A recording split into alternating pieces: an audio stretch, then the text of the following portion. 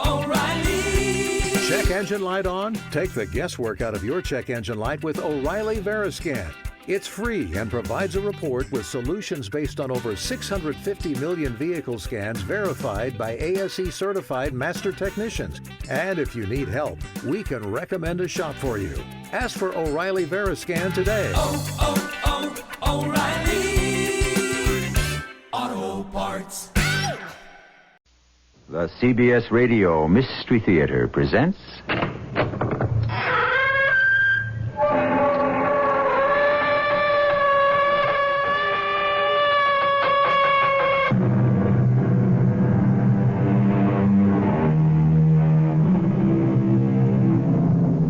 Come in. Welcome. I'm E.G. Marshall.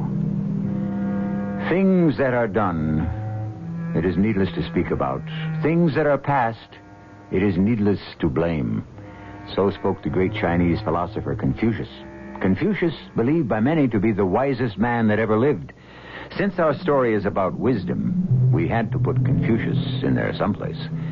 Wisdom, a quality so often associated with the mind, can also spring from the heart as well. I tell you, her death wasn't an accident. Well, how can you say that? Were you there? No. But did you see anything suspicious? Did you ever even know these people? No, but Then what gives you the right to make such an accusation? Because that's what really happened. I'm never wrong. Oh, really? Now, I'm never wrong about anything. Especially murder.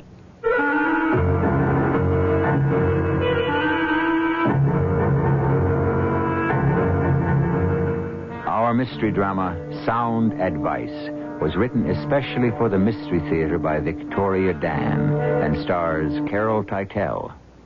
It is sponsored in part by Buick Motor Division. I'll be back shortly with Act One. Basically, you're kind of a procrastinator, aren't you? Can I get back to you later on that? But you don't just put things off. No, sir, you put things off for a reason. Say, when are these snow shovels going on sale? August. I'll wait. But what about the 2 feet of snow in our driveway, Wally? It'll melt. Well, for you purposeful procrastinators, Buick has some very good news. At this time of year, your Buick dealer may get very accommodating when it comes to deals on compact, fun-to-drive Skylarks, roomy, comfortable Centuries, luxurious Regals, even full-size LeSabres and elegant Electras. Now, while we hate to hurry you, this is what a lot of other procrastinators have been waiting for, too. So stop dawdling, because you can afford a Buick. Yes, you can. Right now at your Buick dealers. Am I too late? No, sir. I'd say you're just in time. Yes, you can. Yes, you can. Yes, you can.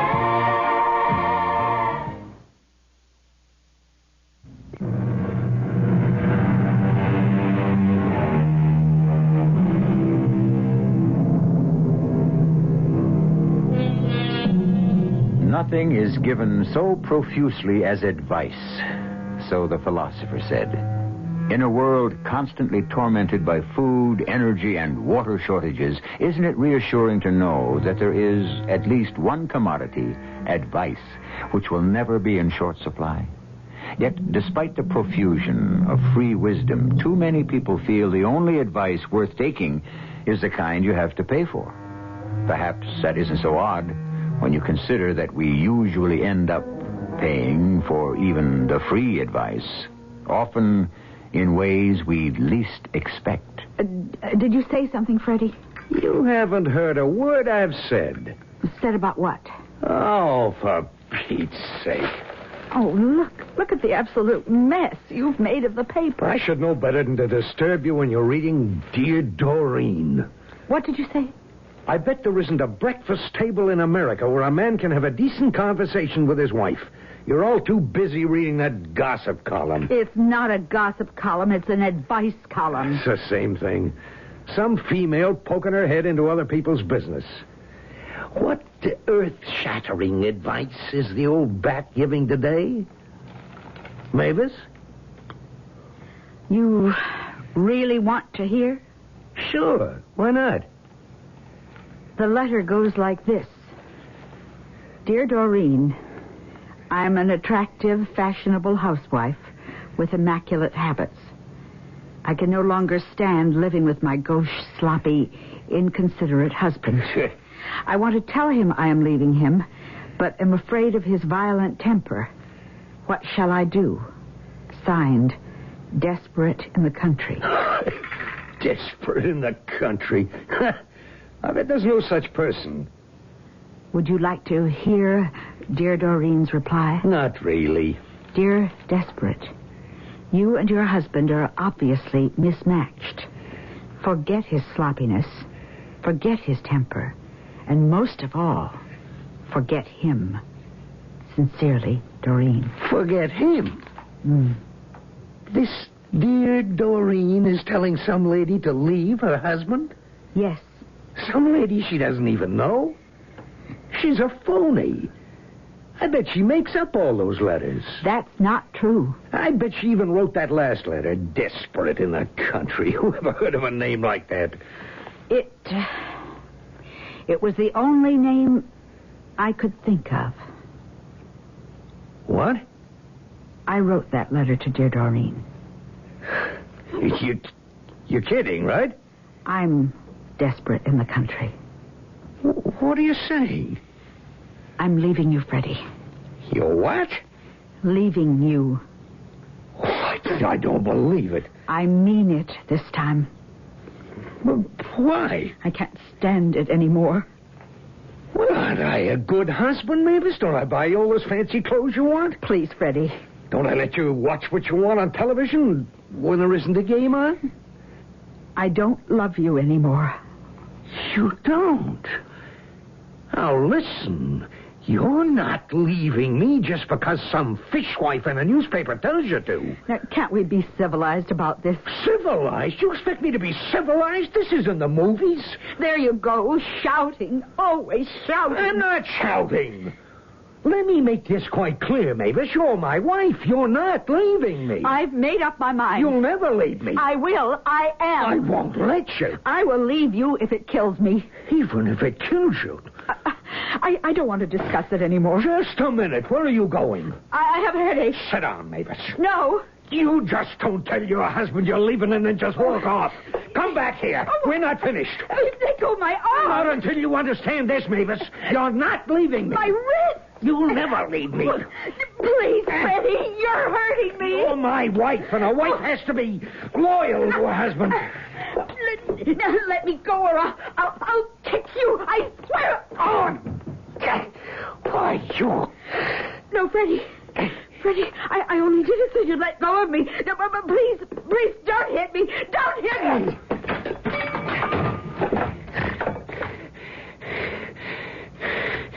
Mavis? Come on, Mavis. I didn't hit you that hard. Come on, get up. Oh, all right. I apologize. I shouldn't have gotten so mad. I shouldn't have hit you. Did you hear me, Mavis? I said I was sorry. Mavis? Honey? Please, answer me. You can't... It was an accident. You must have hit your head when you fell. I don't mean to... It was an accident. No one will believe it. I gotta think. I gotta think.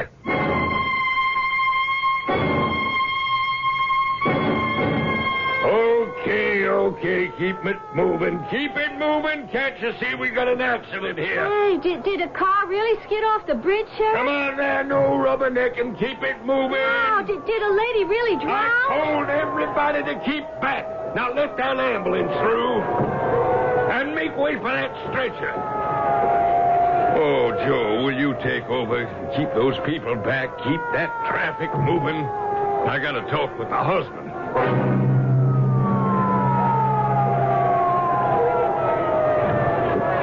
Tell me again what happened, Freddie. Sheriff, Now, I know this is upsetting for you, but I have to ask. Now, how did it happen? We were driving into town, Mavis and me. The car skidded out of control down the embankment, into the river. Could Mavis swim? Well, of course she could, Sheriff. You don't think I'd let Mavis drown, do you? No, I don't, Freddie, but I got to follow proper procedure. You know that. I thought she was out of the car. I thought she was right behind me. I didn't think she was still caught inside the car. I'm very sorry, Freddie. I thought she was right behind me. Hey, let me drive you home. I wouldn't let Mavis drown. I loved her. I know. You don't think I'd let Mavis drown, do you? You believe me, don't you, Sheriff? Yes, I believe you, Freddie. I believe you.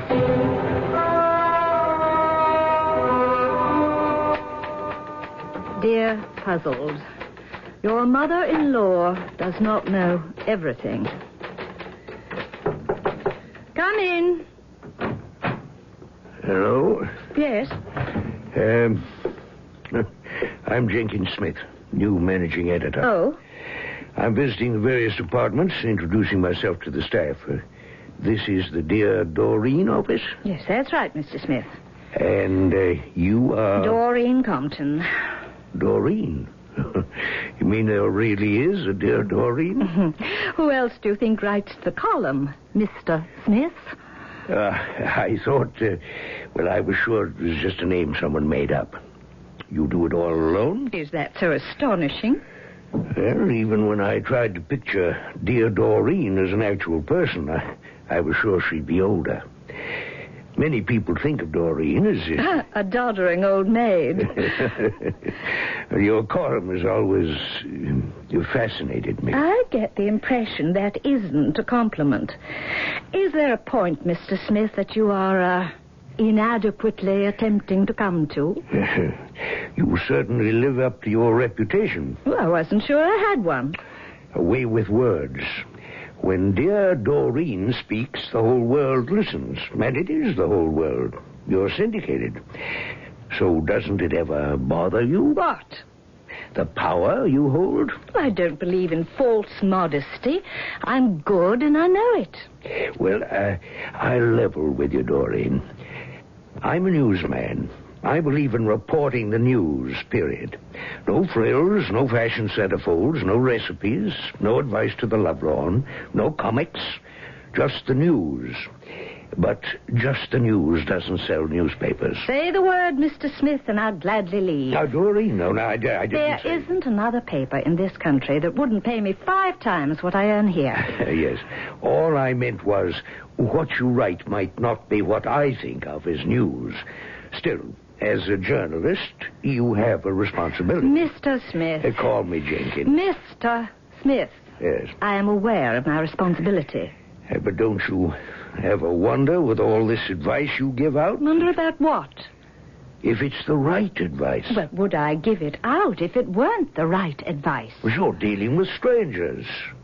What's right for one person might be wrong for somebody else. Are you suggesting that some of my advice is wrong? Well, nobody's perfect. We all make mistakes. I don't. With an attitude like that, you'd probably fall apart if you ever discovered you were wrong. But I am never wrong. That's exactly what I mean.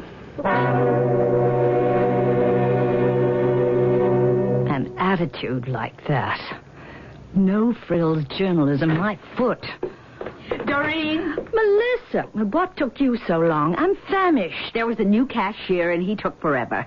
Doreen, did you see him? See who? Never mind. I can tell by the look on your face. What on earth are you talking about? You look really steamed. I am steamed. Obviously, you've just had the pleasure of meeting the illustrious Mr. Jenkins Smith. Believe me, it was no pleasure. He hates women, Doreen. But that's not quite the impression I got.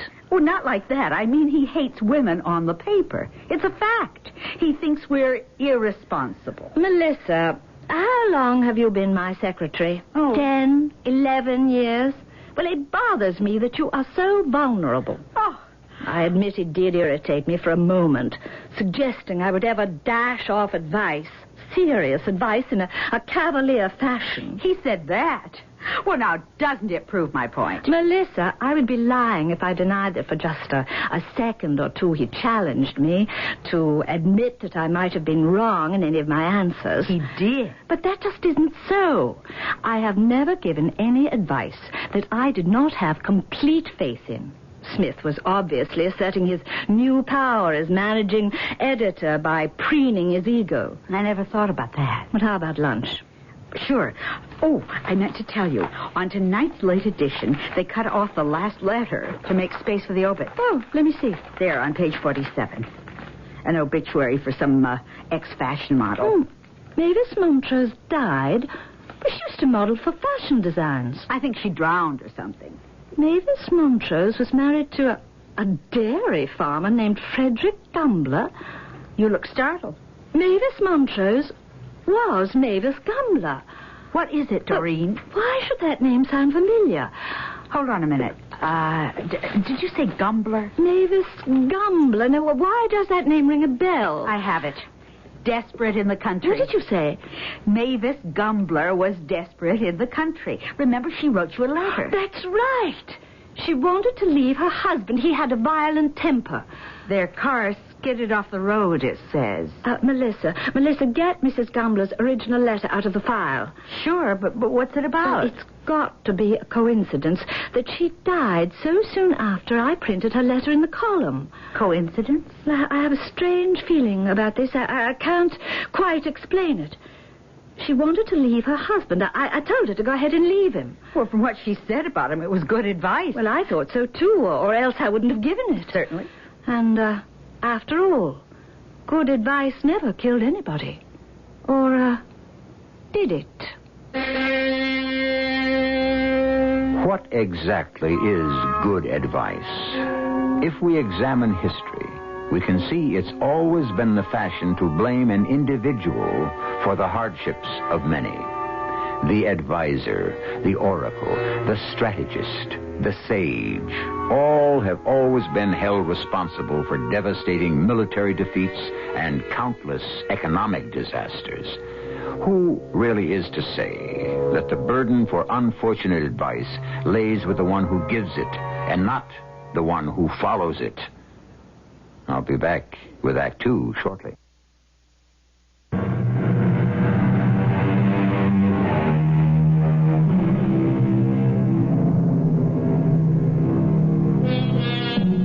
About this matter known as coincidence, there are two definite schools of thought. Most of us think practically, that is, we believe coincidence is the random crisscrossing of two unrelated events. A surprisingly large number of scholars, however, are enrolled in the program that preaches there is a plan. Each event in this world is irrevocably connected to another by some mysterious universal directive. Nothing happens by accident. This revelation, while soothing to many, may be quite distressing to others. Doreen, what did you just say? Maybe Mavis Gumbler's death wasn't an accident. But of course it was an accident. But I find it rather strange for a man to just leave his wife in a sinking car. There's something about this accident that bothers me. Tell me. I can't explain it. It's just a feeling. Uh-oh, look out. No, I'm serious, Melissa. Don't you find it strange that a woman should die the same day I print the answer to a letter? I still don't understand. I think Mr. Gumbler let his wife drown. He let her drown? But why? Well, you remember what she said in her letter. He was violent. She wanted to leave him. That says it all. You mean he'd let her die rather than lose her? Well, it's not uncommon. Doreen, maybe the husband was no great bargain, but it doesn't necessarily mean he'd let her drown. Look, I told you already, something bothers me about this. No, it isn't as if you really knew these people. Then what's to know? Facts. Hard facts. How do you measure facts up against instinct? Look, I know there's something fishy. How do you prove that a person let another person drown? I don't know. But he let his wife drown. Doreen, why are you so concerned about a total stranger like Mavis Gumbler? Well, she wasn't exactly a stranger. She was one of my readers. You have millions of readers. I've never known you to become so involved. Whenever I give a reader advice, Melissa, I am involved. In all the years I've worked for you, your involvement ends when you put your signature on a reply. You're right. So why this special interest all of a sudden? Maybe I owe her something. What would you owe Mavis Gumbler? I don't know. I honestly don't know. What other mail is there today? The Chamber of Commerce wants you to speak at a luncheon. Oh, it's that time again. Shall I tell them you accept? Yes. There's also what appears to be an upstate newspaper, the Greenfield Gazette, and a voucher for your expenses. Oh, the Greenfield Gazette. Oh, let me take a look. When did you start receiving the Greenfield Gazette? Oh, I sent away for it. There's a lot you can learn from reading small-town papers. Readers, attitudes, trends. It's all very interesting. Greenfield. Isn't that the same town Mavis Gumbler was from? Yes. Now, you're not still thinking about that, are you? So, that's what she looked like. Who? Mavis Gumbler. Her picture's in the paper. Oh. They're naming some sort of scholarship after her. Doreen, you're obsessed. That's absurd. Obsessed with what? With a person you've never met. With an accident you believe you might have caused. That's not so. No. Then why for the past 2 weeks have you gone out of your way to find out everything you can about that woman? Even sending away for her local newspaper. Well, I'm curious. What do you owe Mavis Gumbler? I'm not sure. Now, you're not blaming yourself for her death. No, look at her face. Look at her face, Melissa. I saw it. Well, she almost seems to be saying something. Look. What am I supposed to see? Her eyes. She's trying to tell me something. Why are you torturing yourself like this? I am not torturing myself. I'm simply stating a fact. Weren't you telling me before that I should rely more on facts? Mavis Gumbler is trying to tell me something. That's a fact. What is she trying to tell you? I don't know yet, but I intend to find out. What did you want to speak to me about, Mr. Smith? Call me Jenkins. I call you Doreen, don't I? Everybody calls me Doreen. Well, I want to ask you something. When was the last time you took a vacation? I don't like vacations. They're boring. You've got a lot of time coming to you. Why are you so concerned? I'm your boss, and also I happen to like you. I'd hate to see you get into a rut. Well, what makes you think I'm in a rut? I know the signs, believe me. Doreen, I want to apologize to you for anything I might have said before that was in the least bit insulting. I'm trying to admit that in your way you do what every journalist tries to do. You mean right? No. You try to find the answers to questions. That's what I do, all right. You seek. And what do I seek? The truth? The truth. I suppose that sounds almost corny. But I've always felt a newspaper owed its readers the truth. Yes. That's exactly what we owe our readers. We owe them the truth. We actually agree on something. Oh, we agree. We most certainly agree. And I think I will take a little vacation. The Bahamas are great this time of the year. No, I'm going up to the country. Ever hear of a place called Greenfield? Can I help you? I'm looking for the sheriff. Well, I'm the sheriff, ma'am. Oh. By the I suppose you mean the suit. Not every country sheriff wears the traditional uniform, Miss... Compton. Doreen Compton. What can I do for you, Miss Compton? Well, this is the same town of Greenfield in which several weeks ago there was an auto accident involving Mrs. Mavis Gumbler. Poor Mavis. Did you know her, Miss Compton? In a way, yes. Wonderful woman, Mrs. Gumbler. Very highly thought of in the community. Great tragedy. Sheriff, would you mind very much telling me how it happened? I'd feel a lot better if I knew all the facts. Well, sure. Why don't you make yourself comfortable and have a seat, ma'am? Oh, thank you. You see, there really isn't much to tell. It was about 8, now how dark it still is this time of year. The road was slick from melting snow, and the car skidded right off the road down the embankment into the river. Mr. Gumbler managed to swim free of the car, but Mrs. Gumbler, apparently unconscious, remained inside the submerged vehicle. And those are all the facts. Sheriff, I have in my possession some information pertinent to the case. What case? What have we just been talking about? The Mavis Gumbler case. But there is no case, ma'am. Very well, the investigation. Well, what investigation? Well, considering the mysterious circumstances of her death, surely an investigation is in order? Miss Compton, in what way was Mavis Gumbler's death mysterious? Well, don't you find it odd that her husband never went back to the car to try and rescue her? It was tragic, perhaps, but not odd. Well, if somebody I loved was trapped in a submerged car, I'd certainly... You ever been in an accident, ma'am? Well, no, but I... Then perhaps you might not be aware of a state known as shock. Well, of course I've heard of shock. Putting that aside for a moment, have you ever tried to return to a submerged car? Well, but it's possible he Have may you any idea how difficult? No. How near impossible it is to see underwater? No, I didn't realize that. You've made some serious allegations, ma'am. Is it your belief that Freddie Gumbler deliberately let his wife drown? Yes, that's what I'm saying. Well, now, you mentioned evidence. What kind of evidence? Well, I have here a letter written to me by Mavis Gumbler shortly before her death. May I see it, please? Are you aware that she intended to leave her husband? No, I was not aware of that. Yes, well, it's all here in this letter. She wanted my advice. Your advice? That's how I make a living, Sheriff. I write an advice column. An advice column? Here, this is the letter. Oh, you're dear Doreen. The dear Doreen.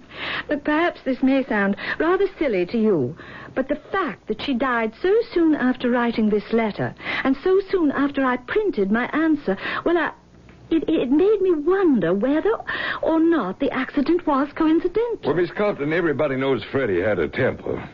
This letter doesn't prove a thing. Maybe not proof, but at least it sheds some light on...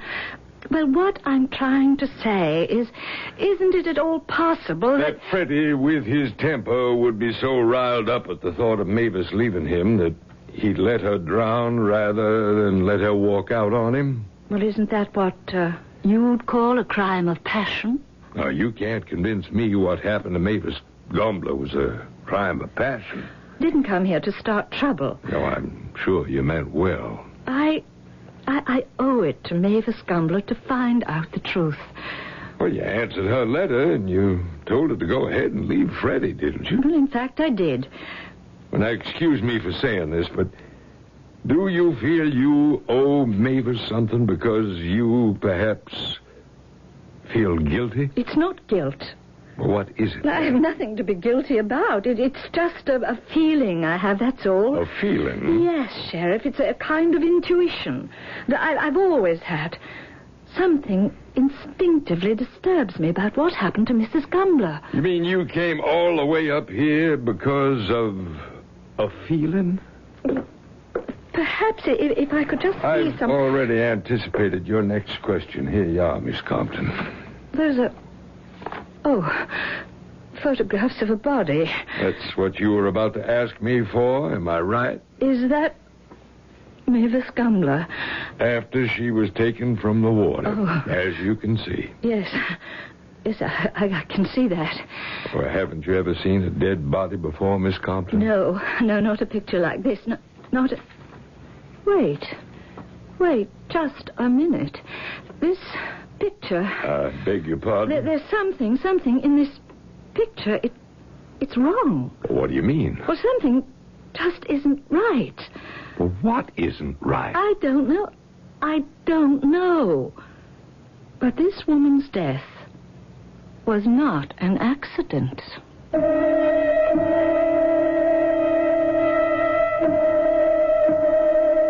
In all fairness to the accepted rules of storytelling, we admit that certain clues have already been furnished in Act One.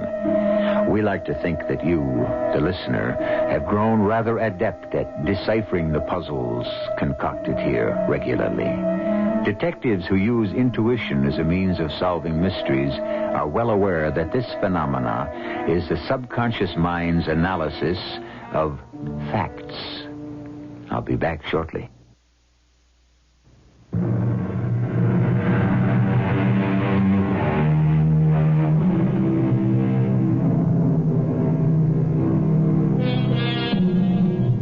By what power do we become the victims of an obsession?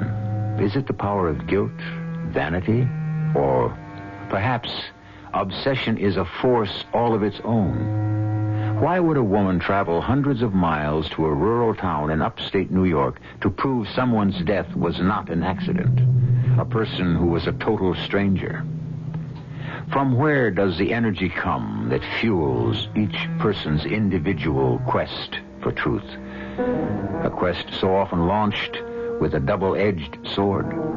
For while we all feel compelled to seek the truth, are we not also afraid of what we will find? Let me understand this, Miss Compton. You say you feel that Mavis Gumbler didn't die accidentally. Yes, Sheriff, I somehow know she didn't. Now, I already explained to you, ma'am, that it's impossible to prove her death was anything but an accident. I'm not talking about the accident. Well, what are we talking about then? I believe she was dead, or at least unconscious before the accident. How on earth did you arrive at that conclusion? Well, I can't explain it. There's something, I don't know, something about that picture. Yeah, but you can't quite put your finger on it. Is Correct. that it? Now, I don't know what kind of world you live in, Miss Compton, but allow me to explain what the reality is up here in Greenfield. A person, might I say a fine person, has died and been laid to rest. I have no intention of permitting you, or anyone else for that matter, to cause further pain and anguish to the bereaved, unless you're prepared to back up your accusation with facts. But, Sheriff, it's... I warn you, Miss Compton, not to make a nuisance of yourself. I have no intention of leaving until I have solved this matter to my satisfaction.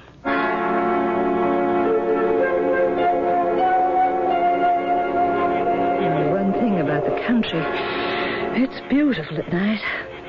I couldn't take a walk like this in the city. Still, I suppose I had better get back to the hotel.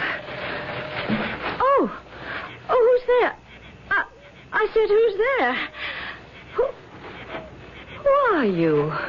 You're her, aren't you? I don't know what you're talking about. You're her. You're dear Doreen. But who are you? I had to see you. I had to know what you look like. Who are you? Why did you have to come here? Why couldn't you just leave us alone? You're Mr. Gumbler. How could you be so cruel? How could you tell Mavis to leave me? Oh, now, Mr. Gumbler, Don't you know a woman's place is with her husband? Look, in the first place, I didn't... She'd be alive if it weren't for you. I beg your pardon. You and that stupid column of yours. You had to put ideas into Mavis's head. It wasn't my idea for her to... You're the one that caused all the trouble between Mavis and me. Pretending you know how to solve other people's problems. A meddler is what you are. If you will excuse me, Mr. Gumbler, I really should be returning to my hotel. It's your fault she's dead. I refuse to stand here in the cold night air and argue with you. Go on, walk away. But I warn you, Miss Dear Doreen, you're not welcome here. The sooner you leave, the better. Are you threatening me? It's more than a threat. It's a promise.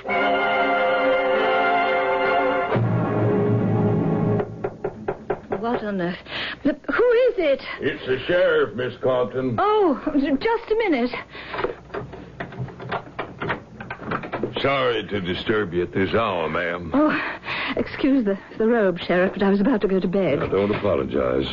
I want you to get a good night's sleep. Because you'll be leaving first thing in the morning. Leaving? I don't understand. But didn't I specifically ask you, ma'am, not to make a nuisance of yourself? Well, I haven't. When did you listen to me? No. Of all people, you have to go harassing Freddie Gumbler. What? If anyone was harassed, it was I. I'll have you know that man threatened me. Well, can you blame him after the way you upset him? How dare you accuse him of laying a hand on his wife? He's lying. I never said such things. You asked me to believe you over Freddie, a man I've known for 20 years? Sheriff, credit me with a little delicacy. Didn't I hear you with my own ears in my office accuse him of murder? Well, I admit that. But Now, who am I supposed to believe? I'm asking you. No, I'm telling you. To leave town in the morning. That isn't fair. Now, stop causing trouble just because you got your own guilty conscience. Of all... Sheriff, I am not some little Miss Nobody. I am Doreen Compton. I know who you are. I don't think you do. I know the Attorney General of this state. I am personally acquainted with the First Lady. I can give you a list of senators, congressmen who are good friends of mine. I even know your boss, the governor. I can make things pretty uncomfortable for you if you insist on treating me like some stupid little old lady. Mm-hmm. Well, you certainly put all your cards on the table, don't you, ma'am? When you force my hand. All right. You can stay. And that's not all. Well, what now? I've got to see those pictures of Mavis Gumbler's body again. This minute? I told you before that I thought Mavis Gumbler was dead before the car accident. Well, now I'm sure of it, and I think I can prove it. You can prove it, The answer is in those pictures. Something that bothered me before, but I couldn't put my finger on it till now. Yeah, I know. You had a feeling. No, it's not a feeling. Now I know exactly what I'm looking for. Miss Compton, you've been staring at that picture for half an hour. I knew it. I knew before there was something wrong with this picture. Do you see it, Sheriff? See what? You can't see it because you're a man. That's the point. Freddie Gumbler didn't notice it either, and that's where he made his fatal mistake. Miss Stan, you're saying that because I'm a man means that I can't see... Can't see something that proves to me beyond the shadow of a doubt that Mavis Gumbler was dead, or at least unconscious, before she even left the house and got into that car. No, I still don't see it. Mavis Gumbler used to be a high-fashion model. She knew everything there was to know about clothes, about being fashionable. Till the day she died, she had a reputation for being chic. Well, now, I won't argue with you there. Freddie Gumbler spent a fortune on clothes for his wife. The suit that she's wearing in this picture, it's a Bertie of Paris original. His things sell for $700 or more. I know, because I've bought them myself. Now, what does this have to do with proving... A woman as fashionable as Mavis Gumbler would never have made a mistake like this. I wish you'd tell me, ma'am. I'll tell you. Right now, Sheriff.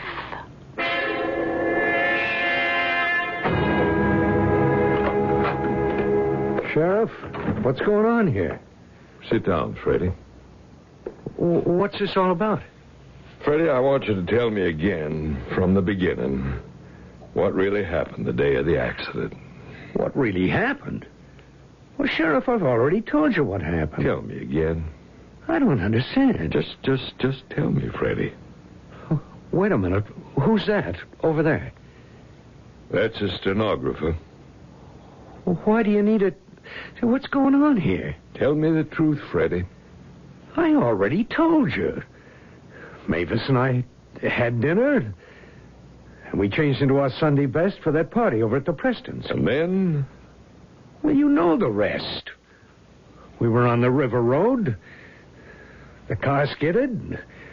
We went right over the embankment. The waters were high from the rains we'd been having. The car sank in seconds. I remember swimming and not getting anywhere. I must have blacked out as soon as I hit the shore again. And Mavis was still in the car, unconscious, dead, whatever came first. Oh, come on, please. I can't bear to talk about it anymore. What really happened? I just told you. You're lying. No, I'm not. Freddie. It's the truth. I swear it's the truth. We know you did it. Did what? It was an accident. What did you hit her with? It wasn't like that.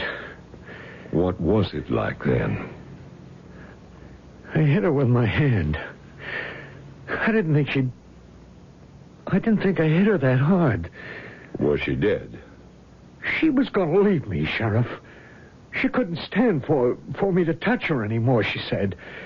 How could she leave me? I couldn't let her leave me. Was she dead then, Freddie? No. Oh, maybe. I don't know anymore. I put on my suit.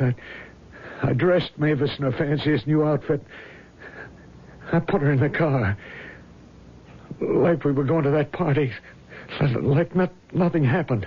Mm-hmm. And then what, Freddie? We drove around for a while, and soon it was like old times.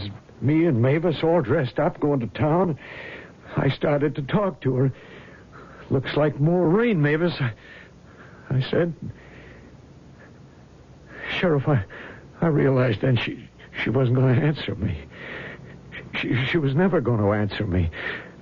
I pressed my foot down on the accelerator, and that's when I went into that skid. When the car went crashing down the embankment, I was thinking, this is what dying feels like.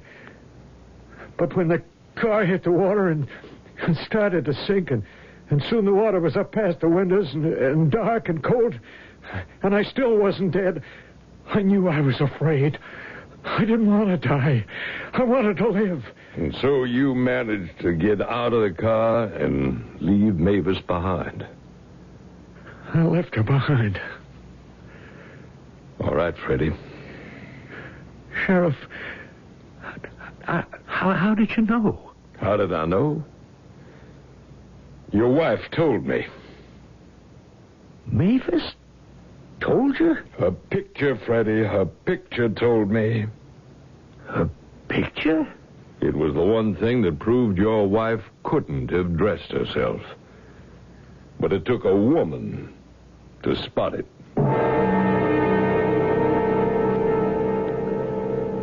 You do see, Sheriff. You do see what I mean. Yes, indeed I do. Mavis Gumbler would never have walked out of the house dressed that way. A $700 suit with the skirt on backwards.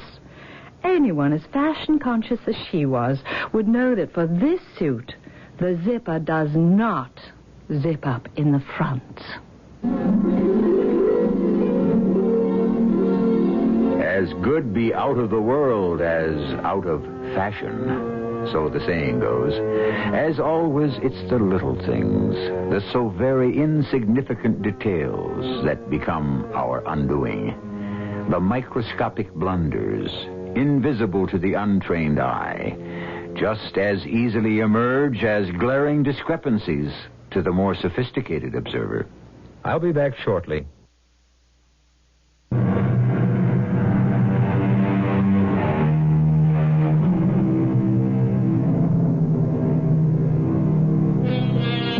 Of all the destructive powers that lay within the mind, surely guilt must be the most awesome.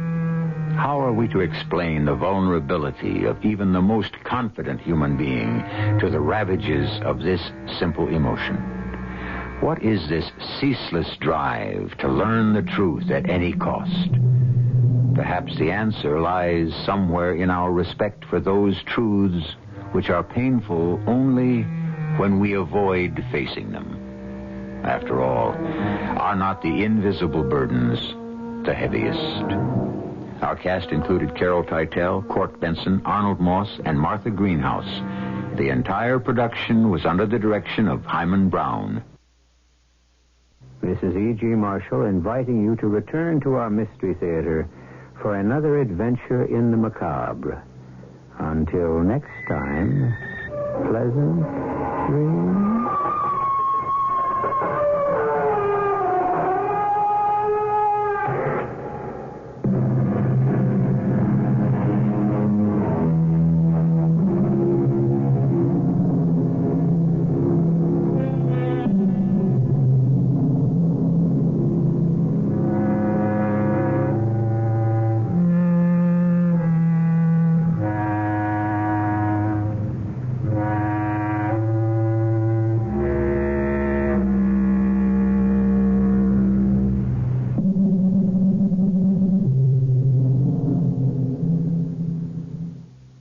Whatever business you're in, growth isn't just about getting bigger. At ADP, we believe it's about getting stronger by turning data into insights so you can build teams that work as teams. By using our AI technology to help catch payroll errors before they're errors. And by keeping ahead of thousands of changing regulations so you can keep ahead of everything else. ADP helps businesses like yours grow stronger every day.